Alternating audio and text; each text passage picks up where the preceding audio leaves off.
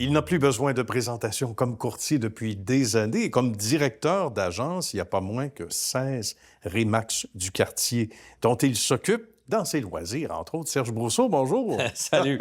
Mais c'est presque un loisir. C'est presque un loisir. Ça, effectivement. Oui, courtier depuis 1985, avant ça. Et on dit souvent, Serge, que les courtiers, ce sont des travailleurs autonomes. Ils sont laissés souvent à eux-mêmes. Mais à un moment donné, on s'est dit, bon, on va prendre acquisition, on va acquérir des agences. Mais d'abord et avant tout, pourquoi ce domaine-là, en 85? Écoute, j'allais pas là-dedans du tout. Ah non? Oui, je me dirigeais en droit. OK. Puis mon grand-père, écoute, dans les années 80, avait vendu un 5 logements à Montréal sur la rue Chabot. Chabot et Rosemont. OK, ça nous situe. Mais oui, Puis, quand il a vendu ça, il y avait un agent, parce que c'était des agents d'immeubles dans ce c'est temps-là. vrai, on les appelait comme moi, ça. j'étais un agent d'immeuble aussi. C'était le titre officiel. C'était le titre officiel. oui. Puis après ça, c'est devenu courtier, en tout cas, peu importe. Puis j'avais vu l'agent d'immeuble. Puis moi, dans ma jeunesse, j'étais chanteur. J'ai chanté à l'opéra. Ah bon? C'était mon travail. Ah, je savais pas. Puis OK. je chantais dans les églises, je chantais dans les mariages, puis tout ça. OK. Puis je faisais pas beaucoup de sous. Puis là, j'avais vu l'agent d'immeuble vendre une maison. Je me disais, mon Dieu, il faut que je fasse ça. Il y avait l'air prospère. Ben, il avait l'air prospère, OK. en tout cas. Puis, fait que j'ai pris mon cours dans ce temps-là. Puis je suis devenu agent immobilier. J'ai laissé mes cours de droit. Puis finalement, ben, je suis arrivé là, je te dirais, c'était pas planifié. C'était pas planifié. Mais pas du tout. Tu chantais pas une chanson aux acheteurs ou aux vendeurs? Non? C'était tentant? J'ai chanté. Oui? OK. J'ai chanté avec des gens plus âgés, j'ai chanté au piano, j'ai chanté. J'ai réussi bien des choses. Le chant, c'est quelque chose. Ben oui, mais tu es visiblement un communicateur né. C'était le cas aussi au début de ta carrière, parce qu'on dit que des fois, on se dégêne avec le temps.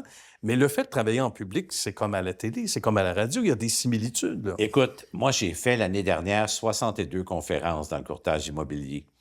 Je suis à ma place aussi sur Oui. sur une Sur le scène. plancher, J'aime oui. ça. Oui. J'aime échanger. Fait que je suis pas loin de mon champ. Je vais chercher ce que j'ai de besoin en même temps. Puis tu sais quoi?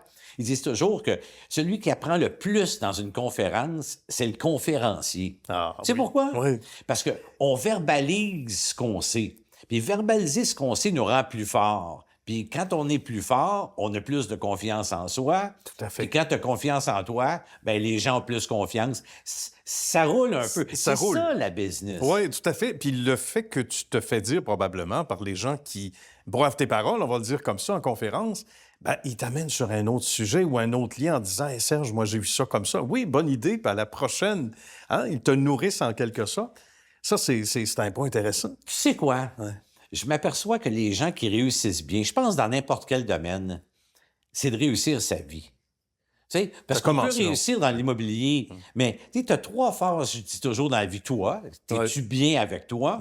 Après ça, tout ton contexte familial, social, tes amis, ton environnement, tes hobbies, puis tout ça, puis ton travail. Fait que dans ces 3 éléments-là, quand ces 3 éléments-là sont réunis puis ça va bien, tu vas avoir une bonne vie. Ça nous amène éventuellement, le fait d'être courtier et non plus agent d'immeuble, parce que les temps changent, ça évolue, à se dire un bon matin, Serge, j'aimerais ça, moi, diriger une agence. T'en as 16 aujourd'hui. Je le disais pour ceux qui viennent de joindre à nous, c'est quand même colossal. La première, boulevard Saint-Joseph, Montréal. Ouais. Faut nous expliquer le contexte, parce Écoute, que c'est intéressant. en 1995, OK. j'ai été courtier, agent d'immeuble pendant 7 ans. Puis à un moment donné, je me suis aperçu que, je l'ai toujours su. Lorsque j'étais petit, Oui. mon père avait un bureau dans le sol, puis je m'installais là, puis je faisais semblant de remplir des papiers.